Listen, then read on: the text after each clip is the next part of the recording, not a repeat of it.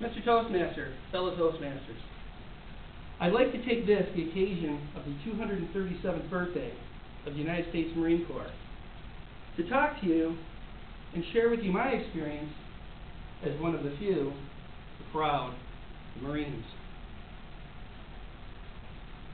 In 1982, we didn't have YouTube. I can go online and find dozens of videos about what the Marine Corps boot camp experience is like. I had no idea what I was getting myself in for. I should have suspected something when one day our recruiter invited us to the office to meet a couple of drill instructors from Paris Island. Now, recruiters are a little bit like used car salesmen. They're all smiles. All they care about is making the sale. So I thought these Marines, they're a bunch of good buddies. It's all laughs and smiles. So we arrived the morning where the drill instructors are going to be there, and we're all packed in this room. And these two drill instructors walked in, and just the air about them sent shivers up and down my spine. These two guys looked like they were chiseled statues. And to make matters worse, they had that big Smokey Bear campaign cover on that was tilted at about 30 degrees, and all you could see was this black leather strap across the back of their bald head. And as we looked at the bottom half of their faces, one said in a low voice, "We are going to do in 3 months what your parents could not do in 18 years. We are going to instill some discipline into this scuzzy little body of yours." I was starting to think something was up, but it was too late to back out. My next clue came way too late.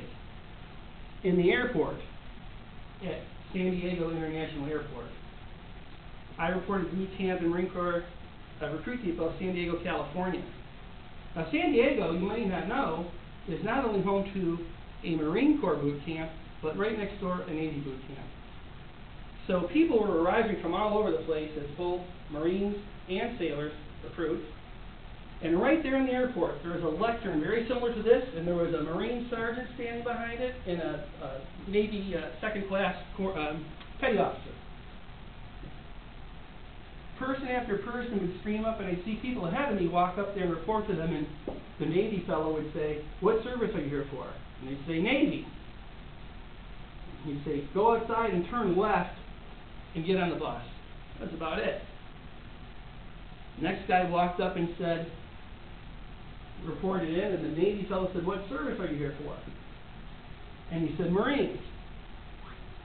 And the Marine behind the lectern just went bananas and said, "Marines, how about sir?" And he just started kicking over garbage cans and jumping up and down, and veins bulging out of his forehead. And this is in the middle of a large city airport. Old ladies were kind of running by like this. It was a little bit scary. And now I really knew I was in trouble. That first night was just a fog. It was very late at night as it was. I had lost 3 hours in going west. It was just sort of intentional chaos. They designed this by intention so that when you get there, you're sort of not in your right mind, and it really magnifies the craziness of what's going on. The reprogramming began right away. The drill instructors would stand there and they would say, "Head down, stick to the front. Now listen up, Marines. You're going to change the words you use. This is no longer floor. This is a deck. That's a bulkhead. This is overhead. And the thing you used to call the bathroom, this is overhead. Do you understand me?" "Sir, yes, sir." And on and on and on it went. They say things like, "There is no black. There is no white. There is no green. There is no yellow. You are all green. Do you understand me?" "Sir, yes, sir." So this is pretty intense. A lot of yelling, a lot of screaming, a lot of threatening to send people to jail. We really didn't want that because we thought, surely jail must be worse than this. And how can anything be worse than this? You really don't want to go to jail. So listen to the drill instructors. In those early weeks, the threats were real and the challenges many.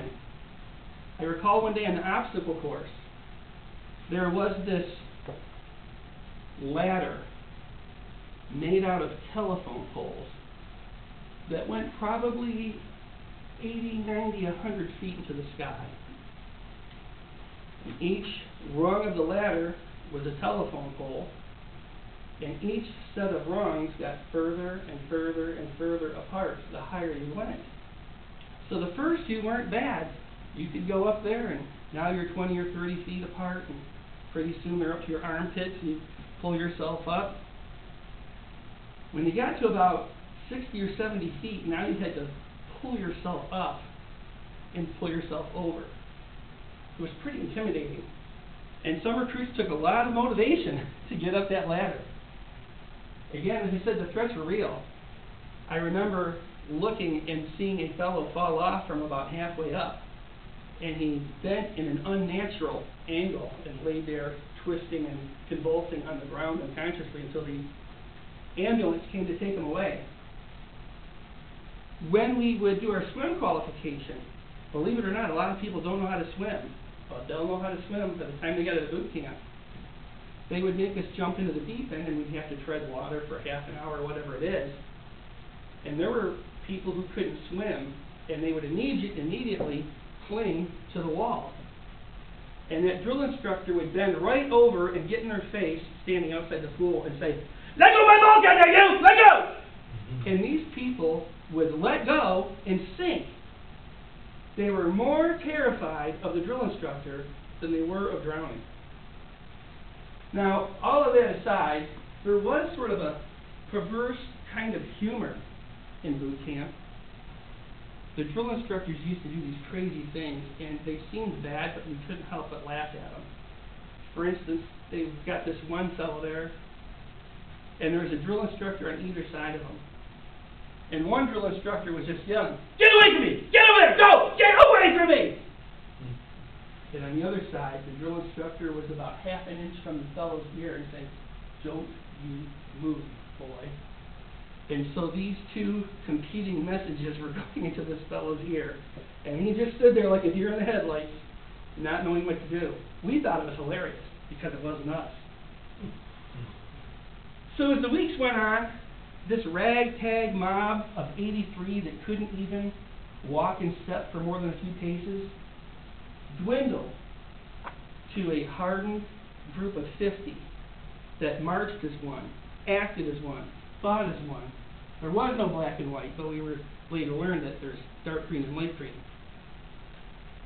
And so I stand here today to share these experiences with you and to tell you that in many ways they've helped make me the person I am. Because I know today that I can take the worst that life can throw at me, and I know that I can handle it. And I just wanted to share that experience with you here today. 7 out of 10, what?